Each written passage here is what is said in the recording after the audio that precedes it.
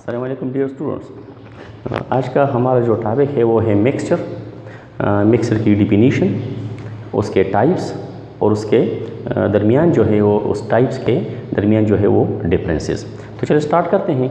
Mixture की तरफ हम जाते हैं कि मिक्सचर किसे कहते हैं। तो physical combination of two or more substances by any ratio is called mixture. यानी मिक्सचर को हम इस तरह डिफाइन कर सकते हैं कि दो या दो से ज़्यादा ऐसे अशिया, वो अशिया एलिमेंट भी हो सकते हैं, मालिक्यूल भी हो सकते हैं, कंपाउंड भी हो सकते हैं, कंपाउंड और एलिमेंट भी हो सकते हैं जो फिज़िकली कंबाइन होते हैं, यानी जो transfer and gaining of electron नहीं करते, सिंपली वो एक दूसरे के साथ मिल जाते हैं और एक चीज़ बनाते हैं, उसको हम कहते हैं मिक्सचर।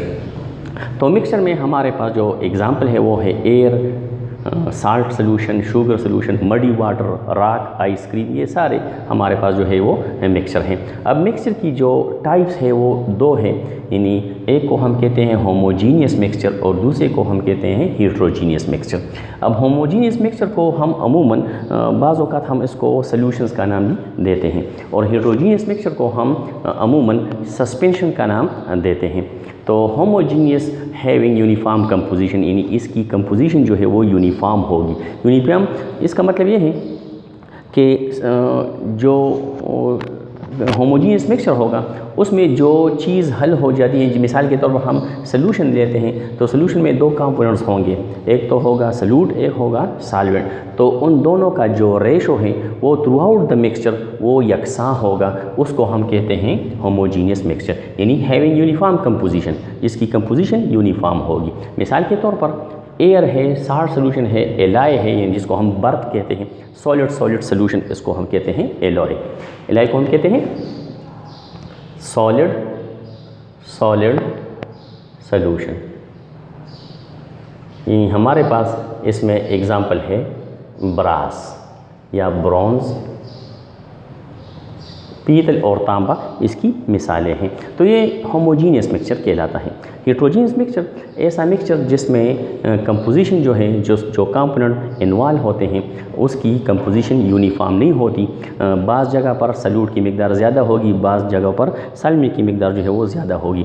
यानी हम ऐसा कह सकते हैं कि थ्रू आउट द मिक्सचर जो है इसकी जो कंपोजिशन है वो यूनिफॉर्म नहीं होती, तो उसको हम कहते हैं हेट्रोजीनियस मिक्सचर। इसमें अमूमन हम सस्पेंशंस एग्जांपल लेते हैं। मिसाल के तौर पर मडी वाटर, राख, आइसक्रीम, ये हमारे पास जो है ये क्या है, ये हेट्रोजीनियस मिक्सचर है।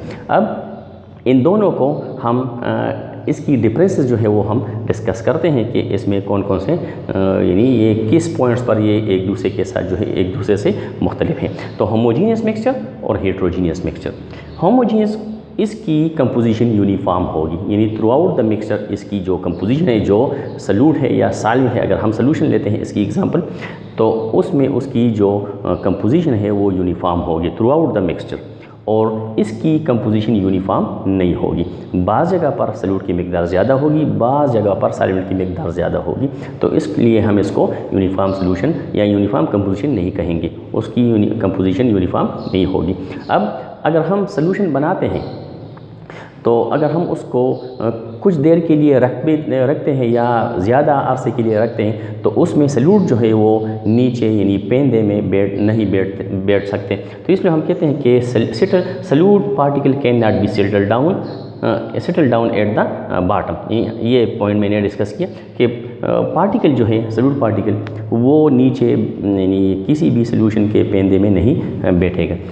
अब उसमें अगर हम देख लें तो सॉल्यूट पार्टिकल जो है वो अगर हम कुछ देर के लिए रखते हैं तो सॉल्यूट पार्टिकल वो नीचे यानी किसी भी कंटेनर में अगर हमने सस्पेंशन लिया है तो उसमें ये सॉल्यूट पार्टिकल जो है वो नीचे बैठ जाएंगे। इसके जो पार्टिकल हैं वो नज़र नहीं आते हैं, नेकेड आई पे हम उसको नहीं देख सकते, लेकिन अगर हम इसके पार्टिकल को देख लें तो इसके पार्टिकल हमें नज़र आते हैं।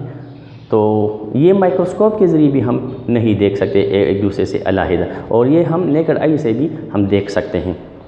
हाँ, इसको हम सोल्यूशन कहते हैं, इसको हम सस्पेंशन कहते हैं। अब इसमें मिसालें जो हैं वो हैं एयर है, साल्ट सोल्यूशन है, और इसमें मिसालें जो हैं वो मडी वाटर है, चाक इन वाटर है और राख है। तो ये थोड़ा सा सॉल्यूशन सस्पेन होमोजीनियस मिक्सचर और हेट्रोजीनियस मिक्सचर के दरमियान थोड़ा सा मैंने इसमें फ़र्क बताया। उम्मीद है अगले लेक्चर में हम और नए टॉपिक के साथ आ जाएंगे। शुक्रिया।